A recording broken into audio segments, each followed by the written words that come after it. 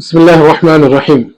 مکہ کی ایک صبح جس وقت کے لوگ ٹھنڈی ہواؤں میں سو رہے تھے اور رات کی خاموشی ابھی پوری طرح سے ٹوٹی بھی نہ تھی، ایسے عالم میں بنو ہاشم کے مکان میں ایک باوقار شخص سیاہ کمبل اوڑھے دیوار سے ٹیک لگائے بیٹھے تھے۔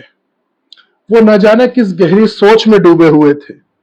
ان کے ماتھے کی لکیریں کبھی ابھرتی کبھی پھیل جاتی، گویا کہ ایسا لگتا کہ ان کے فکر کے جو بوجھ ہے وہ کبھی ان کو ابھرنے دے رہا ہے اور کبھی ان کو دبا رہا ہے۔ اچانک سے وہ شخص اٹھے اور تیز تیز ٹہلنے لگے۔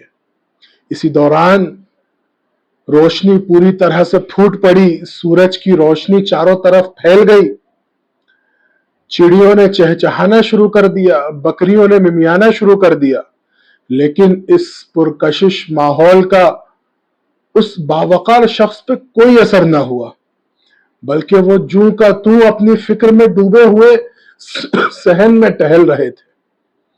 ان کے گھر کے لوگ، اہل خانہ ان کے آس پاس جمع ہو چکے تھے اور سب اسی حیرت میں تھے کہ آخر کیا بات ہے جس نے ان شخص کو اتنا ڈبا رکھا ہے، کس غم میں یہ ڈوبے ہیں، کس فکر میں یہ ڈوبے ہیں۔ سب آپس میں اندازہ لگا رہے تھے کہ کہیں ایسا تو نہیں کہ بنو امیہ سے کسی بات پہ جھگڑا ہو گیا، کوئی کہتا کہیں ایسا تو نہیں کہ شام سے ہمارا جو قافلہ آ رہا تھا اسے لوٹ لیا گیا، کوئی کہتا کہیں ایسا تو نہیں کہ جو حج کا زمانہ آ رہا ہے اس کے امور کو پورا کرنے میں کوئی اڑچن آ رہی ہو۔ یعنی کہ ہر شخص اپنے اپنے طور پر اندازہ لگا رہا تھا۔ کوئی یہ کہتا کہ عبد المطلب کو اتنا فکر مند تو کبھی نہیں دیکھا، آج یہ دار الندوہ بھی نہیں گئے، قریش کے سردار ان کے منتظر ہوں گے۔ ہر شخص اپنے اپنے خیال کے مطابق اندازہ لگا رہے تھے، لیکن عبد المطلب کے وقار کے آگے کسی کی اتنی ہمت نہ ہو رہی تھی کہ ان سے آگے بڑھ کے پوچھ لے۔ لیکن عبد المطلب نے کچھ دیر بعد خود ہی اپنی پیشانی سے پسینہ پوچھا اور کہا، عبداللہ کہاں ہے؟ اسے بلاؤ، کعبے کی دیوار کے سائے میں آج اس کی قربانی دی جائے گی۔ عبد المطلب کا یہ کہنا تھا کہ گھر والے ایک دوسرے کا منہ تکتے رہ گئے۔ عبد المطلب کے فیصلے کو سن کر سب کے چہرے ہکے بکے رہ گئے اور ان کے چہرے پیلے پڑ گئے، گویا کہ ان کے جسموں میں خون نہ ہو۔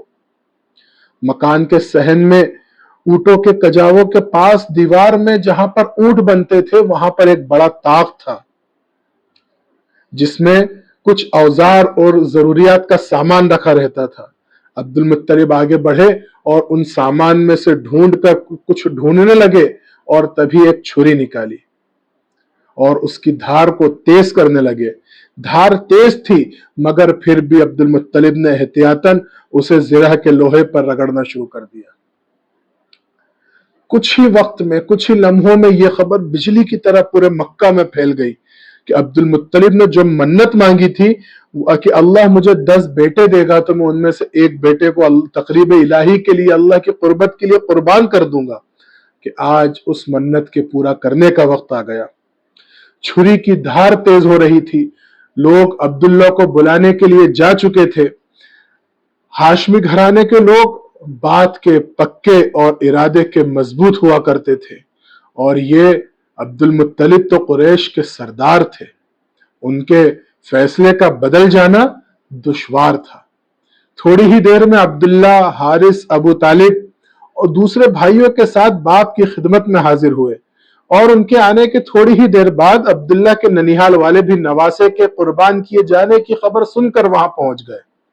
عبداللہ ایک طرف چپ چاپ کھڑے تھے، سب کی نگاہیں انہی پر تھیں اور یہ نگاہیں ان پر ترس کھا رہی تھیں کہ کاش کوئی ایسا معجزہ ہو جو عبد المطلب کے ہاتھ سے چھری چھین لے۔ لوگوں کی ہمدردی کے اس منظر کو دیکھ کر عبد المطلب نے اونٹ کے کجاوے پر پیر رکھتے ہوئے کہا، تم سب یہاں مجھے بزدل بنانے کے لیے اکٹھا ہوئے ہو۔ ہمدردی کا یہ نرالا انداز ہے۔ ایک شریف آدمی کو اب اس کے وعدے کی تکمیل سے روکا جا رہا ہے۔ میری منت سب کو معلوم ہے۔ رات میں نے قرعہ اندازی کی، پورے احتیاط اور ذمہ داری کے ساتھ قرعے ڈالے، عبداللہ کے نام کا قرعہ نکل آیا۔ آج اس کو قربان کر کے اپنی منت پوری کروں گا۔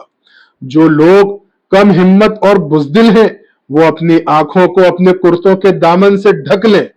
جو ذبح ہونے والی چیخیں سننے کی تاب نہیں لا سکتے وہ اپنے کانوں میں روئی ٹھوس لیں۔ لوگوں کو میرے بچے سے ہمدردی ہے مگر میری شرافت اور غیرت سے ہمدردی نہیں۔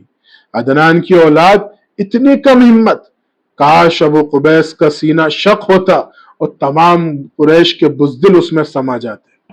عبد المطلب بار بار داڑھی پر ہاتھ پھیرتے اور چھری کو الٹتے پلٹتے، اپنے عزم کی مضبوطی کا ثبوت دے رہے تھے۔ عبداللہ کے ننیحال کے لوگ اور سب سے بڑھ کر ابو طالب درمیان میں آ گئے کہ ایسا نہیں ہو سکتا، ہم یہ کام نہیں ہونے دیں گے، پہلے ہماری گردنوں پر چھری پھیریے پھر عبداللہ کے جسم کو ہاتھ لگائیے گا۔ بات بڑھنے لگی، عبد المطلب بھی اپنی ضد پر اور اپنے فیصلے پر قائم تھے، چاہے دنیا ادھر کی ادھر ہو جائے میرا ارادہ نہیں بدل سکتا۔ مردوں کا قول جاندار ہوتا ہے، میں اس وزن کو اور اس جان کو ہرگز ہلکا نہ ہونے دوں گا۔ مجھے اللہ نے اپنی مہربانی سے 10 بیٹے دیے، ایک بیٹا اگر اس کی طرف چلا جاتا ہے تو کیا مشکل ہے، منت ضرور پوری ہوگی۔ اس سخت کشمکش کی حالت میں دونوں طرف سے کوئی بھی اپنی بات سے پیچھے ہٹنے کو تیار نہ تھا۔ ایک ہاتھ میں چھری اور دوسری جانب دسیوں سینے عبداللہ کی جان بچانے کے لیے تیار کھڑے تھے۔ اے قریش کے سرداروں، ایک بات کہوں مانو گے؟ ایک بوڑھے عرب نے اپنی کمر سے رسی کو ڈھیلی کرتے ہوئے کہا۔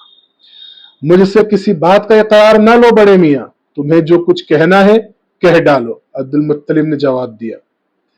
بنو عامر کے محلے میں جو کاہنہ رہتی ہے اسے تو آپ جانتے ہیں، بوڑھے نے پوچھا۔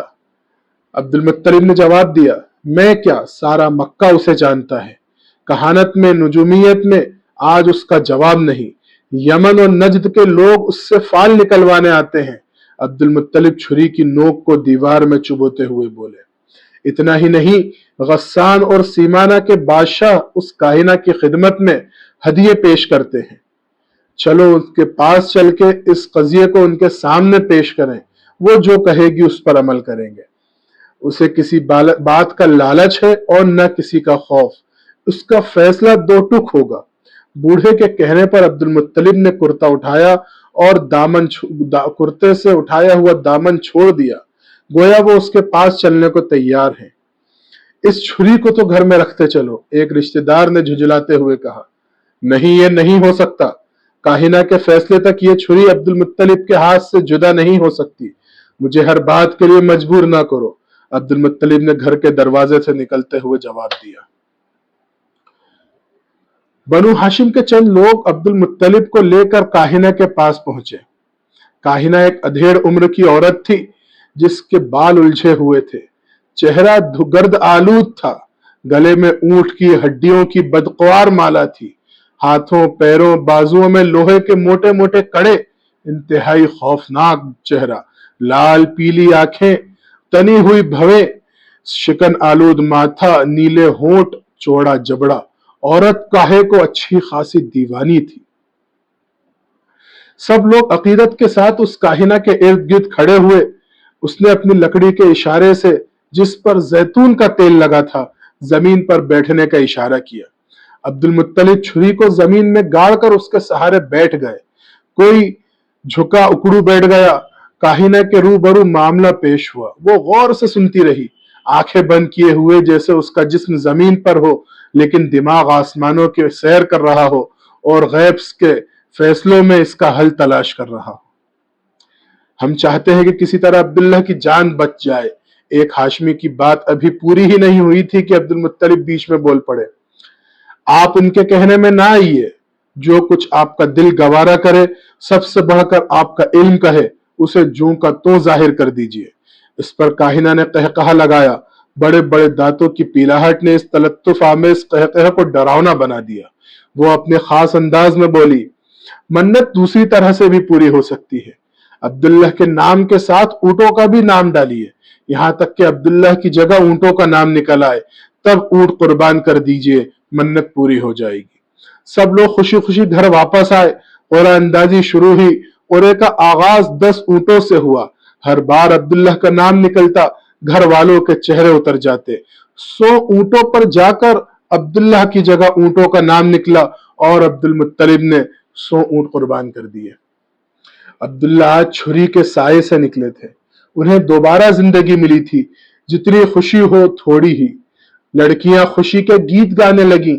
بچے چھوٹے چھوٹے نیزے اور کمانے لے کر کھیلنے لگے. عبد المطلب کا گھر مہمان خانہ بنا ہوا تھا. ہر طرف چولہے، دیگچیاں، پیالے، روٹیاں، شوربہ اور قدح دکھائی دیتے تھے. قریش اس نامور سردار یعنی کہ قصی کی اولاد تھے جس نے اب سے سینکڑوں سال پہلے قریش کو جمع کر کے تقریر کی تھی کہ سینکڑوں ہزاروں میل سے لوگ چل کر حرم کی زیارت کو آتے ہیں. ان کے کھانے پینے کا اہتمام ہماری ذمہ داری ہے. قصی کی اس تقریر نے سب کے دل پر اثر ڈالا. قریش سال کے سال رقم جمع کرتے جس سے حاجیوں کو کھانا کھلایا جاتا. پانی کے لیے چمڑے کے بڑے بڑے حوض بنا دیے گئے تھے. عبد المطلب اپنے دادا قصی کے صحیح جانشین تھے. وہی وقار، وہی بہادری، وہی مہمان نوازی، وہی پرعزم. ان کے یہاں جو کچھ ہوتا کم تھا. عبداللہ ذبح ہوتے ہوتے رہ گئے. قربانی کی منت دوسری صورت میں پوری ہوئی. اب سے کئی ہزار سال پہلے اسی مکہ میں حضرت اسماعیل علیہ السلام کے ساتھ ذبح عظیم کا عظیم الشان واقعہ پیش آیا تھا. تاریخ نے ذرا بدلے انداز میں پھر اپنے آپ کو دہرایا. وہی نسل، وہی گھرانہ، وہی شہر. ان اسرار پر ابھی قدرت نے نورانی حجاب ڈال رکھا تھا جس کے ظہور کے لیے آفتاب کی